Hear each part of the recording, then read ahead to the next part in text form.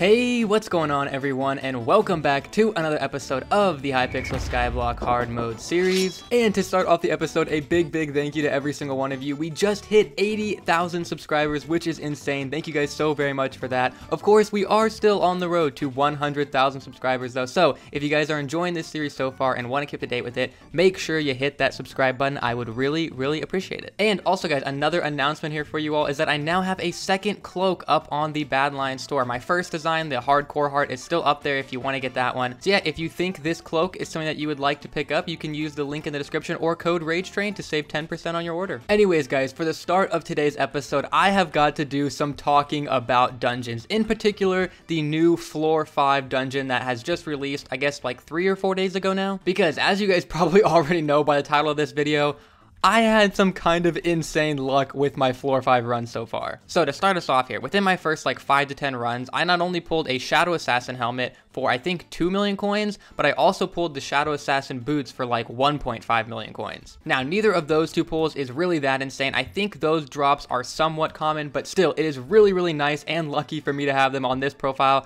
since I obviously could never buy them off the auction house or bazaar from someone else, and it's looking like the Shadow Assassin set might be the one you pretty much need to run like Floor 5 or higher floor dungeons very well. But the insanely lucky pull that I had actually happened on my most recent Floor 5 run, which happened to be my 14th run. And on this 14th run, my team and I did manage to pull off a S+ run, and yeah, this is what happened.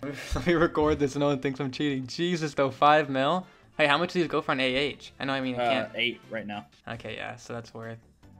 Damn, that's so much money though. Oh. Yeah, I like how you got 2 things back to back, and I've been carrying this whole goddamn thing, dude. I'm so upset. It's gonna, I'm so scared it's gonna get nerfed this time we work. I bet, you know what, okay, whatever, I have There's to buy no it. point in it getting nerfed. I'm buying it. 5 million coins, dude. I've spent so much on Floor 5 dungeons. I think I've spent almost 10 mil. Did you get anything else? Did you get like anything else worth? Because you have dungeon keys. Yeah, no, I didn't get anything else worth. My bedrock chest is actually worse than the obsidian chest. So yes, guys, as you saw there, I managed to pull a Livid Dagger from the dungeon, which if you guys have not been keeping up with Skyblock recently, you might not even really understand like why that's such an insane pull. So let me just go ahead and quickly head over to the auction house here so that I can type in the Livid Dagger to show you guys just how much this thing is going for right now. So you can see right here, if I sort to the buy it now auctions and go to the lowest price, the lowest price one is 13 million coins. So even though I had to painfully shell out 5 million coins for one, compared to the average player who's buying it through the auction house, I still got a pretty good deal. But yeah, man, my bank is really starting to suffer from these Floor 5s. You can actually see each individual purchase I've made. You can see 3 days ago, minus 1.5 million, and then a day ago, minus 2 million and minus 5 million.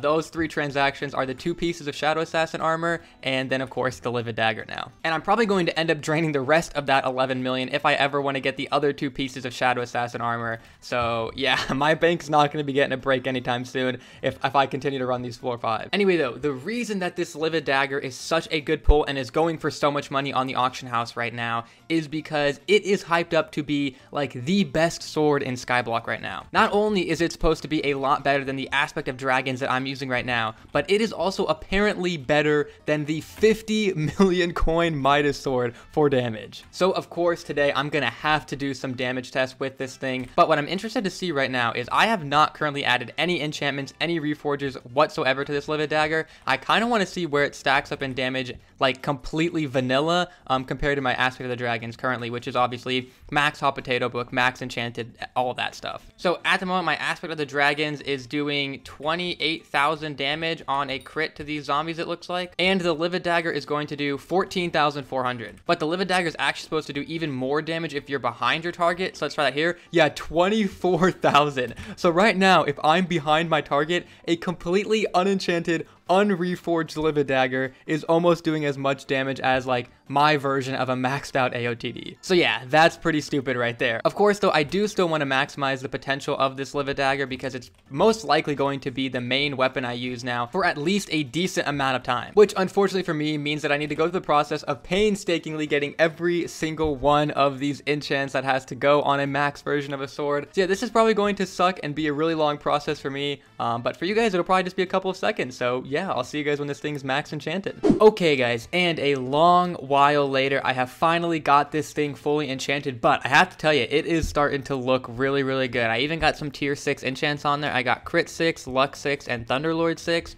The Crit 6 book I had from when I did Sven's a while back. The Luck 6, I think I just got last episode when I opened up those gifts. And the Thunderlord 6 actually dropped from doing some floor 5 dungeons. So that's some more, I guess, good luck I got with floor 5s. But the weapon is not quite complete yet. There are still 2 more steps I need to take to finish this thing up.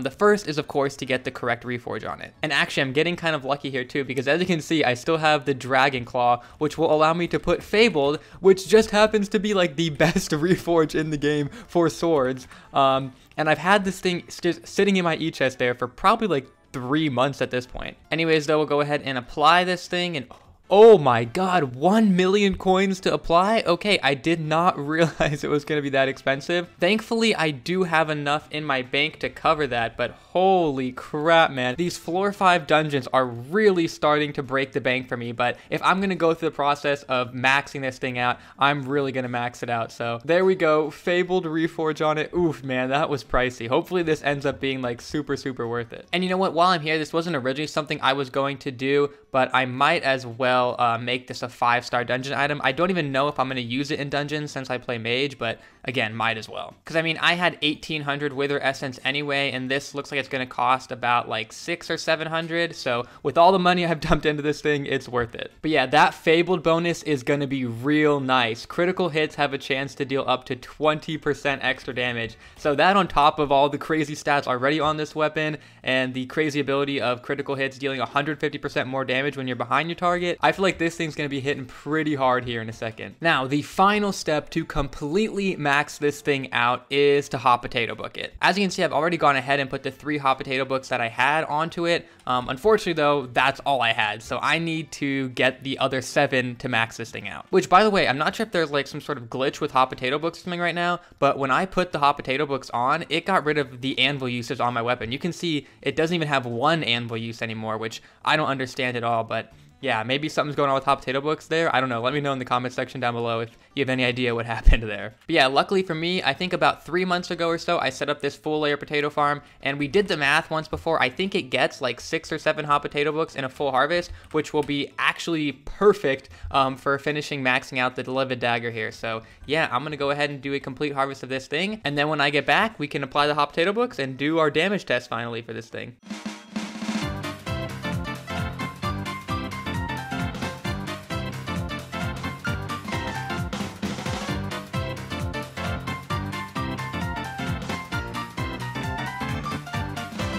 Alright, potato harvest finished. I actually got way more than I thought I was initially going to. I got 9 enchanted baked potatoes, so I've got more than enough here. Now I just gotta craft all the hot potato books and apply it to the sword. And last one, there we go. Fully hot potato book now. This thing looks so, so good. Outside of dungeons, it has a 1000 gear score. And inside of dungeons, it has almost 2000 gear score, which is pretty dang ridiculous. So now, obviously, gotta do some damage tests. I think in terms of regular mobs, I'm gonna do Crypt Ghouls and Endermen, maybe Zealots as well. And then I definitely want to do a Dragon today with this Livid Dagger and see if I do like a lot more damage than I usually do when I'm sorting with my AOTD. Alright, so first, gotta switch over to my armor that's better damage. I think my Monster Raider is my best damage set. Sometimes I feel like this like 3-4 strong with superior chestplate one is better, but I honestly don't know. Also though, I should clarify, my accessories are not going to be perfectly optimized. They're all just on Forceful right now. I know there are a bunch of you out there who keep telling me to like optimize for damage or whatever, but the reason I don't do that is because as soon as I want to run a dungeon, since I play the mage class,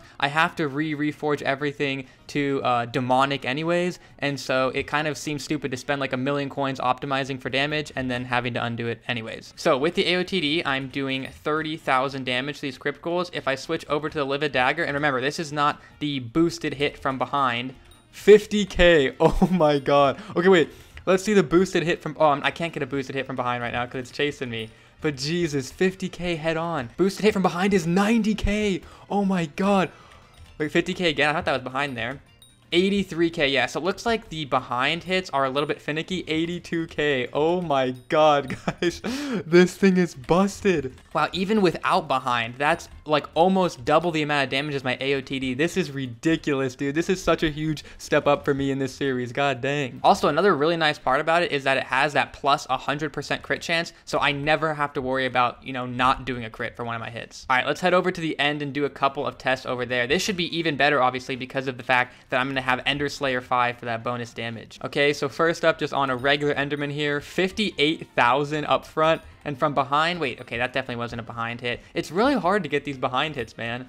96k, holy crap. I know in terms of like other players on the server, this is not that much damage, but you know what, just bear with me, okay? This is a lot of damage for me, guys. All right, let's go test it out in a Zealot. I probably won't end up using this thing on Zealots just because I like to use my Raider Axe for the extra coins. But hey, you know what? I really don't know, man. Seeing those big damage numbers honestly feels pretty good, so maybe I will start using it. 56k head on, holy. I imagine it's gonna be somewhat hard to get a hit from behind on these guys. Yeah, I don't know if it's gonna happen. 61k there, Jesus. 92k, there it is. Holy crap. I really want to hit for 100k. I mean, if I had God Pots, I would definitely be hitting for 100k, that's for sure. Oh, and I guess I need to compare it to the AOTD. So to these regular Endermen, the AOTD is doing 35k. So yeah, definitely not quite double anymore, but still, it's doing like 25 to 30k more damage pretty consistently. All right, and now it's time to hop into our daily dragon fight with this new weapon and see how it goes, which, by the way, last episode I also said our daily dragon fight or whatever, and a couple of you guys like clowned on me in the comments, okay? I guess by daily, I didn't mean that this series is uploaded every day. Obviously, it's not. I just meant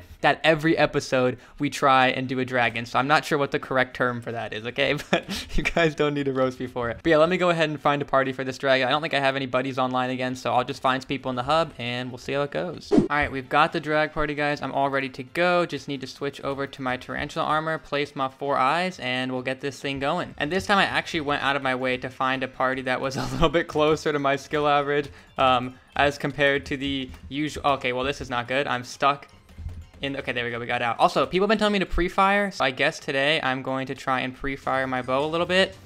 Ugh, unstable dragon. Okay, once again, I guess this is just going to end up being kind of like a damage test because there's nothing I can really get from this thing. All I want to do is test out this sword. I don't care about doing bow damage. It's not going into fireball. This is really weird. The one time I want to test out my sword, I don't know if I'm going to be able to because it literally has not gone into fireball a single time yet. What the heck? I've been wasting some mana using my ornate to heal. I'm just going to let myself lose on my health though because my remnants will heal me back up anyway. Come on, it's getting close to dying. Just go into sword once. What are you doing? Okay, there we go. There we go. It's in sword. Come on. My one chance to do some damage. It literally died immediately. Jeez. But in the course of like those 3 seconds I was maybe able to hit it, I think I racked up like 400,000, if not 500,000 of my damage. An AOTD again. God dang it, man. Honestly, for an unstable, there's nothing I could have really gotten anyway, so I guess we'll take it. But just unfortunate, because we're just getting things I can't use in this profile doing drags at this point. So yeah, definitely unfortunate there that I didn't get to do a bit of a better test with the dragons. But for what it's worth, I felt like I was doing a lot more damage when I started sorting it than usual, so I don't know. Anyways, though, for the last little test for this Livid Dagger, I want to actually try it out in dungeons, but with my typical mage class, because I've been hearing people say that it actually might be good with just like the left click meta where you can see I use the mage beam ability to do like the majority of my damage. So I'm actually even going to leave my accessories on forceful because I think that strength should help out. I'm actually not sure, but yeah, just interested to see how much damage I do just left clicking with this sword. What? 600,000? Wait, are these numbers real? Okay, I am on floor 2 for the record.